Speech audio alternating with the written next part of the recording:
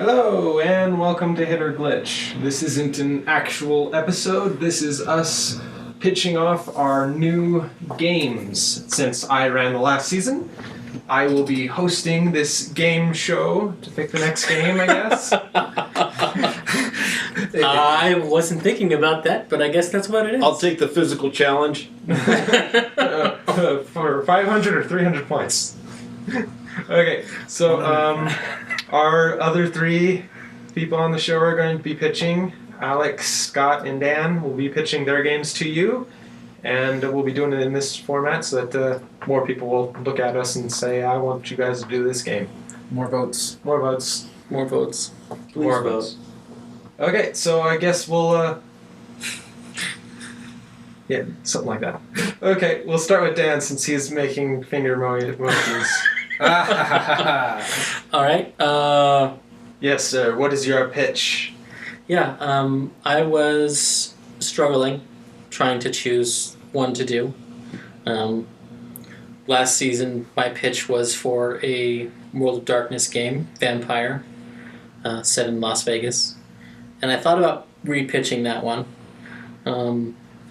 But thus far, I haven't pitched the same game in two polls back to back. So I didn't feel that I should. So I'm not. So that one went away. And then I thought, well, maybe I could pitch another Star Wars game and we could play with World of Darkness Star Wars rules some more. But what I've settled on is a Fourth World game. No. Cool. You two have previously played. I don't think you ever joined us for a Fourth World. Me? Yeah. I have. Okay. It's a setting I've been working on for I years. was the Polynesian dwarf. Oh yeah, that's right. Well, yeah, and I wasn't even the GM for that one. No. Which is a whole other thing altogether. When you've created a campaign setting And then and let another GM. GM take it, it fills me with so much joy that it's difficult to describe. And she wasn't even the first other GM to do it. Mm. One of our patrons actually was the first person to take my world and run a game in it. But to my pitch, it is set in Fourth World.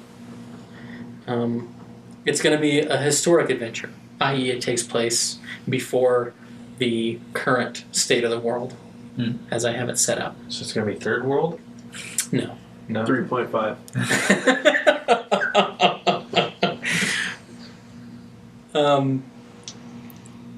But it takes place in the kingdom of Minnefair, which is on the southern continent, Okay. Okay. on the western side. Interesting. Eastern side, sorry. Okay. Eastern It's side. like, one of I those thought there sides. wasn't anything much over there. That was not. On the eastern side, What is the real world influence for that nation? Egypt. Egypt. Okay. It's not a desert. It's actually kind of a jungle. Okay. But culturally, it's very Egyptian. And their lifestyle is based around the river that runs through the kingdom, and it runs east to west, or west to east, I guess technically. Much like the Egyptians have, everything was around the Nile. Yeah. Okay. They worship the god of the underworld, Okay. which, from the draconic pantheon in my world, is Osiris. Osiris, or Hades, basically, is an amalgam of their names. Okay. But the pitch is, the kingdom is in turmoil, and there's corruption afoot in the church that threatens the nation and Pharaoh.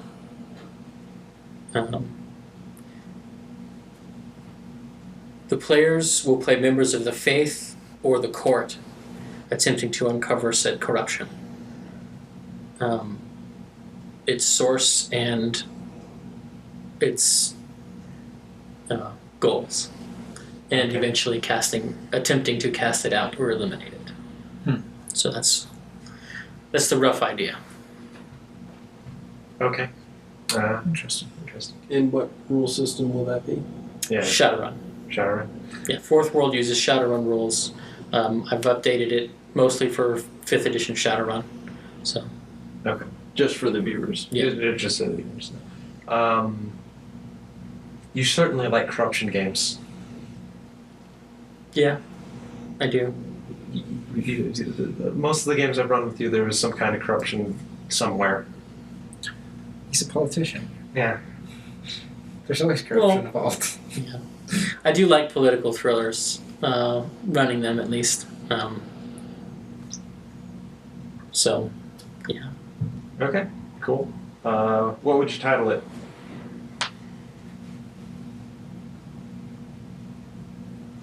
Mm-hmm. Let me get back to you on that. I don't know. I hadn't thought about that. Yeah, I think we should title these so it's easier for them to vote, and that way when we label the episodes, it's better than what I've been doing, which I just made up a random name. Heroes Welcome. Seriously. At the beginning, they were welcoming all heroes to try out for the job. Yeah. True. And that's the only reason I named it that. Now I got to think of a title before you get to me. Okay. Guess we'll continue on. Alex. So I'm going to pitch a game using the new Exalted 3rd Edition rules. They've only been out for about a year. Well, a little over a year now. So Exalted is a game of very high fantasy, of almost over-the-top martial arts and sorcery, where you can literally jump continents like the Incredible Hulk. You can not just summon demons, but like cast spells that destroy armies. And all of this is stuff that you can do at character creation. You basically start off, in comparison to almost any other gameplay system, as a demigod, and then it ranks up from there.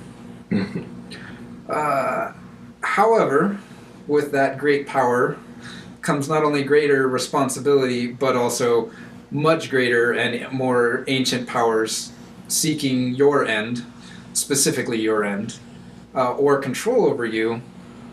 And even some people or some beings, I wouldn't want to call them people, that are really just seeking the end of all existence, end of all creation. In this game, I am going to borrow influences from things like the Night's Watch of Game of Thrones, or the Krabushi in L5R, or even that new movie just came out, The Great Wall, and basically show what is happening at the very edges of creation, where there is a constant struggle between basically beings at the edges of creation trying to destroy it, and then the beings of creation trying to hold the line. The main players here are the kind of a mix between the I was going to say, are you going to limit the kinds So, of Exalted yeah. that we can do? yeah, I think it only has rules for solars, really, realistically, right now. But the Lunar Exalted are the main players on this edges of creation, partly because they've been chased there, and partly because they've chosen to stay there. The Fairfolk, which are the beings trying to destroy all of creation. The Sidereal sometimes show up, but then they kind of show up anywhere and everywhere, and no one ever remembers it.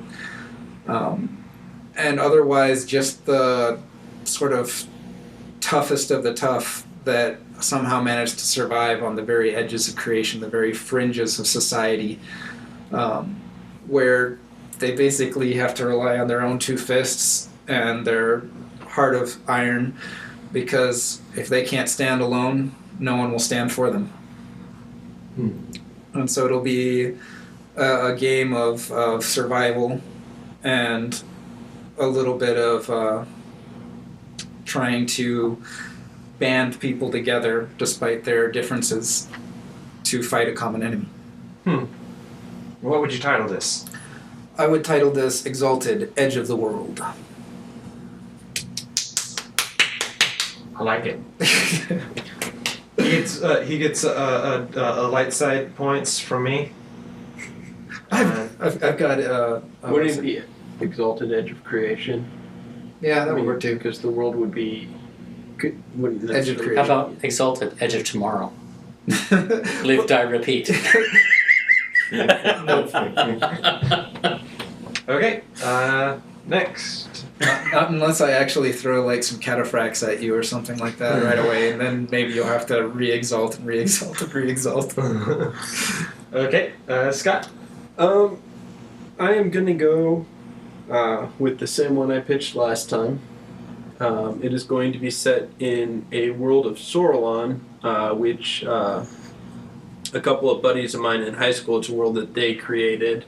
I kind of helped them with some input here and there, got to name a few things, got to give them a few ideas. But my two best friends in high school created this world, and I asked them if I could use it, and they gave me permission. They gave me the maps, they gave me the old handbook, which was set for 3.0, which I'm in the process of updating to fit, well, not to 5th edition, because I'm going to run it using 13th Age, which is a variant. They kind of do a few things different with skills and other things. You don't necessarily have skills.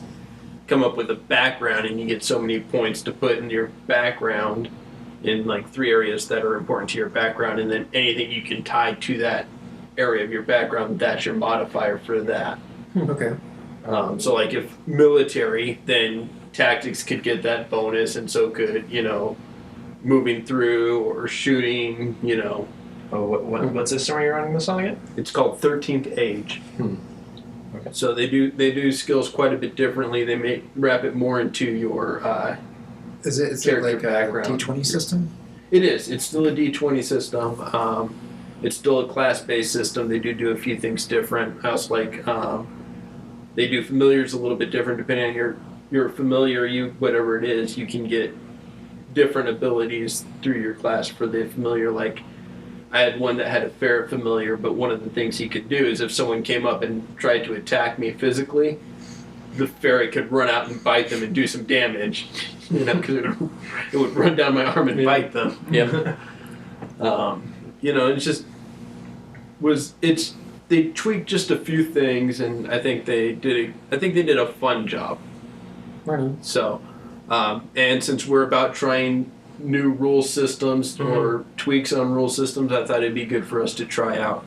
Okay. Basically, what's going to happen is a friend and or mentor of each member of the party was befriended or mentored by a specific individual, and as he's dying and in his last will, you'll gather together for the funeral, and in his will, he charges the group with one last quest, and it's going to shake up some of the things the characters thought about their mentor. It's also going to shake up some things that they think or might think about each other, depending on if they knew each other before. I'll leave that up to the players.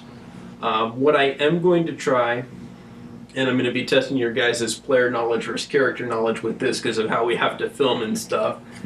But after I get the setup done in the first episode and we get the world and the characters built, I'm going to allow each person to know something, either a secret that they have about themselves, their relationship with the mentor, or a secret they know about another party member that I will incorporate into the game as a role-playing plot point.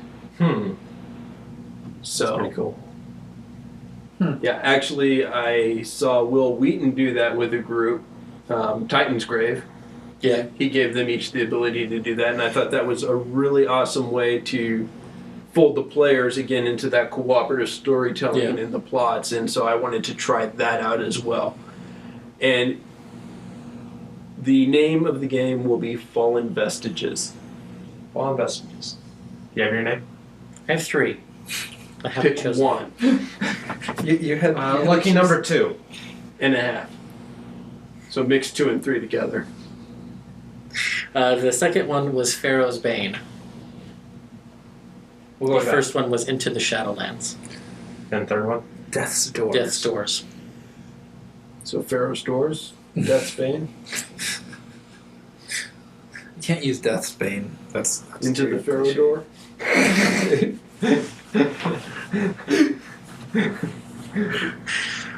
Okay, we'll go with the second one. Lucky number 2.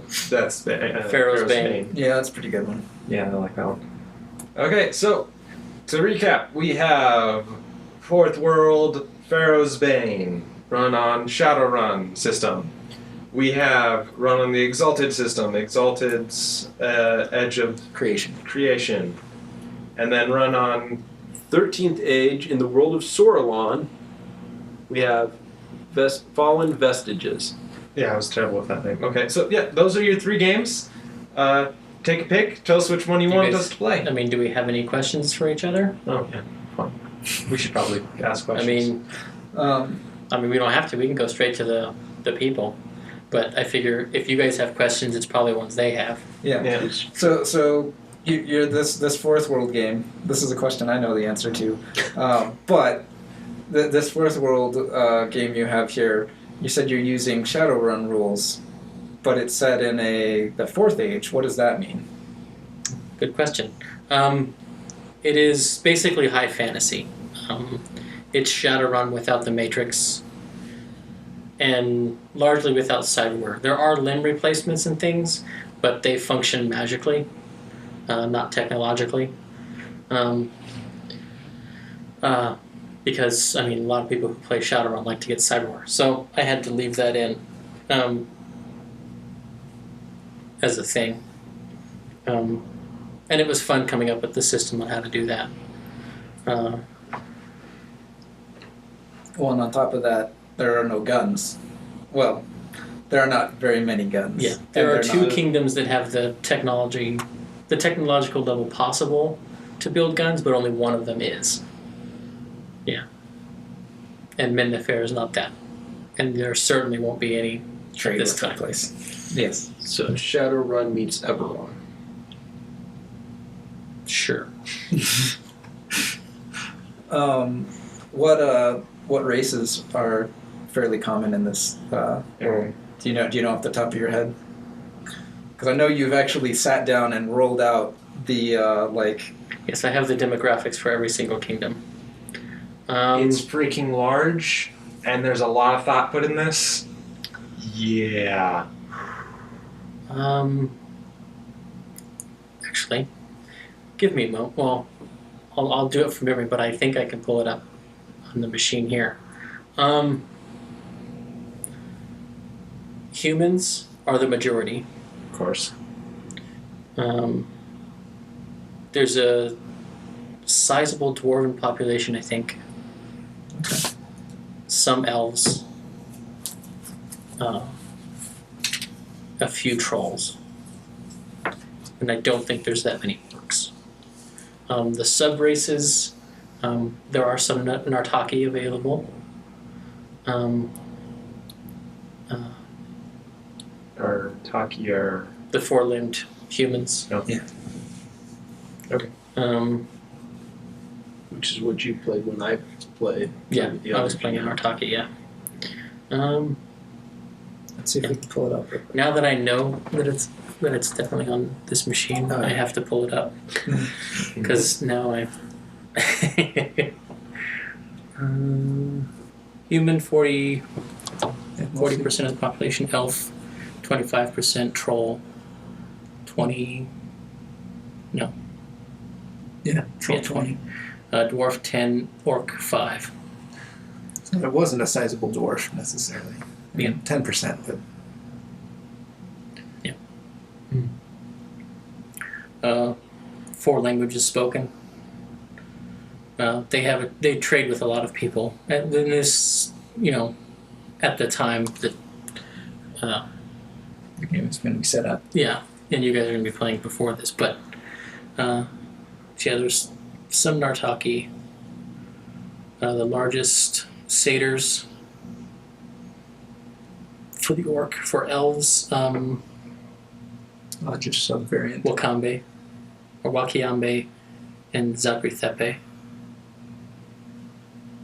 Dwarves have some Haroman, the monkey guys. Interesting. Trolls have some Cyclopses and some Minotaurs. Well, I suppose we'll look at this further when we decide that we're actually playing this game. Or when you decide we're actually playing this. Yeah, when you guys are. A better correction there. Okay. So, Do we have any other further questions for Dan? Is the game going to be mostly set in the city then? largely, yeah. It'll be set in the capital. Okay. So actually, more of a traditional Shadowrun setting as opposed to most of the games we've played In Fourth World, World, at least that I played. Yeah. I mean, the first game I played, we were in a big capital city, and we basically left it and hung out on the edges the whole time. Yeah. That was When not I a played, Shadowrun. we were shipwrecked. Yeah. Yeah. So yeah, we've basically, and then in the second game, I think it was the second game, we were way out in the Badlands basically. Yeah. I mean, there was a small village we were around. Yeah, you were in a town, yeah. But it wasn't a Shadowrun where you're in a ultra city. Yeah. Yeah, but this one will be mostly in the city. Do you have any questions? Not really. As well. Not really. I'm host. I ask questions for other people. Okay, any questions for Alex's game? Well, I mean, I already asked the big one, which was, are there any other Exalted that are going to be allowed? I think I'm gonna maintain it to just Solars. I don't think they've gotten out any of the supplementary materials yet. At least I haven't heard anything about it. And I have a friend who's huge on it, so he probably would have mentioned it on Facebook or something by now if there was. So I think it's just the core book that's out now. Okay. I know the sort of the core of Exalted was based on World of Darkness. Yes. So the originally Exalted, when they created it, first edition, they wanted to have a like World of Darkness. You have a very oppressive feeling all the time of being everything out there can kill you, and it's just a matter of barely surviving and It's maybe a horror going crazy. genre. It's a horror genre. So they wanted to take the system and basically test its limits, and so push everything to 10 or 11, and really let Exalted you, goes to 11. It goes to 11, and really break out of that horror and go into a heroic. And so they did originally try to make every form of Exalted tied to one of the World of Darkness archetypes, so the vampires, the mages, the werewolves. It doesn't work. Yeah. It is its own setting, and they are not tied to World of Darkness necessarily. I mean, there's a couple of themes that stay on, but they're not parody or on parity, where they're not balanced. They're not lining up very well. It is very much its own setting, and it takes influences from all over the place. It has some historical influences with both Rome and Imperial Japan and Imperial China, and it takes influences from anime and from action movies, kung fu movies, lots of kung fu movies. It takes influences from even the Bible and other religious texts. It takes a whole bunch of things and puts them together, and then mixes them up really heavily and shoots them out all over the place. Face, neck, and chest, everybody. Yeah. The thing, But watch out for the eyes. Yeah, you don't want to play anybody. I really like its openness to whatever, and it can run kind of like a Big Eye Small Mouth. You can run any kind of game in this. You can really run a just classic high fantasy game, but the characters are a little bit more powerful than they would normally start out. Or you can literally run like a mech warrior or kind of game where you guys are basically a team flying around in an airship with your cool giant robots. That's the other one that I need to I need to work on those rules, but Mech warrior game. yeah, I did a mech hack for Darkness a long time ago. I keep running across my notes. And you can do do some of this. you can do more Shadowrun style games. You can do political games. You can do basically world conquering games. It has rules for mass combat that I think are a little bit more what's it called? That's the word I always use Elegant? for they're elegant. They are a lot more elegant than most mass combat systems I've seen, in that you still have the intricacy of everything you've done before, but you don't have to learn a brand new, completely new system. You basically wear your soldiers like an extra set of armor, and you play in with their training and their equipping and their strength, but realistically, they're just an add-on to your character. Your awesome, the awesomeness you have as a character, and you basically use your magic to influence them and help them out. And I have no idea about 13 age. Like I knew it was a D20. I started looking it up while he was talking about it. Yeah, it's D20 came out during the 3.5 era. It's really just got the core book, so you don't have all the you can't bring in all the. It's not the complexity of Pathfinder. Is it a class-based system then? It is a class-based system. Okay. Does it use like the D&D classes? Yes. Okay. Their own versions of them. Okay. You know. So it changes up their mechanics, but it does use the same archetypes. Yeah. Same archetypes. The biggest differentials, like I said, it changes up. The mechanics, like I was talking about with the familiar, and there's different things. You get to pick like 2 or 3 things your familiar can do. When you get it, and then there's things that allow you to increase that number. You get 2 or 3 things that it can aid you in, and then the biggest difference is like it really brings your background into your character. Yeah. Kind of like 5th edition does by giving you a couple extra skills Yeah. and this and that. But what it does is, you describe, you've got, and I'd have to look to refresh my memory, but I think it's like you get 5, 3, and 2, and you pick 3 different, areas, but you have to, you say, this is my, I did this, this, and this, and you assign those 3 points to those areas. Okay. And whatever you can tie. So if, I grew up as an urchin, and you put your 3 in that, well, stealth, sleight of hand, Yeah. deception, things I to help you like survive that. on streetwise. Because I didn't like skills in 3.5 that much, and the fact that every level you had to put a point in, so many points in, Right. and you basically had to have a high intelligence to be able to get very much of anything. And basically what you ended up doing, or at least what I saw a lot of people doing, was meet the prerequisites you need for your prestige class that you wanted to go into, but otherwise you basically improve the same 2, 3, or 4 skills every time. Or if, I say, I was, academic and I studied this and this and this and this, well then history, nature, and you put your 5 in that, all those book learning skills, the knowledge skills and stuff like that, you get the plus 5 in. Plus whatever, depending on what you were doing, I would give you the relative ability score. Yeah. So, and I like that about it because it's more free form, because it's well, a character that would have this background would be able to do this, but because I only had so many skill points, Right. it's well, okay, yeah, I agree, your character would be able to do that, And it's not as the DM, I could say no if you're half-assing, reaching just to get the bonus. No.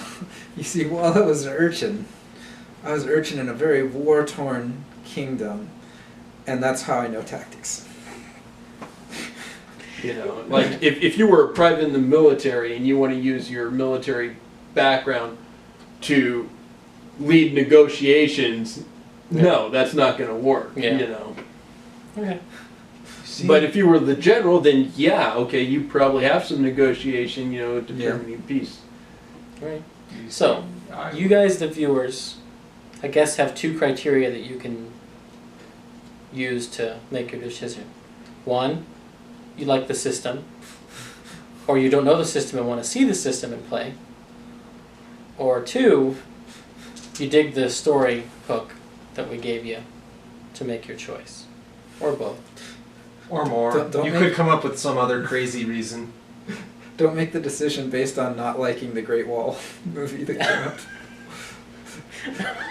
don't think it's that bad, but I don't know that it's certainly not a summer blockbuster. I don't think it's doing very well in I theaters. think it's a movie to tide you over until something better comes. Oh, one other thing. I did like it. This will coincide with a change up in structure of the show. From now on, we're going to do a prologue episode, a preliminary, where we're going to take you through some of the mechanics and the character creation process. Where on every season we haven't really done that. On Scott's Call of Cthulhu season we did, and on a couple of ours we haven't done the post-mortem. Afterwards, where we look back and say... It was only a post-mortem in this game and in Star Wars, where we were dead. Very dead. Well, in this game, only one of you is dead. Yeah. But I mean... he lives again. Yeah. Sort of. No, I did live again, and then now I'm definitely dead. I mean, I don't worry, you get a huge fucking ass statue in your honor. Sure. Spoilers. I thought you didn't believe in spoilers. That's true, I do. But they do.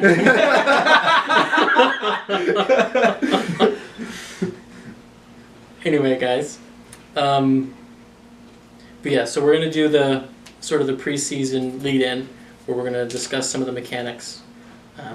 And then after we finish the story, we're going to dissect it and tell you what we like about it, what we hate about it, what is up with it, and maybe give you some tips on how to make it better.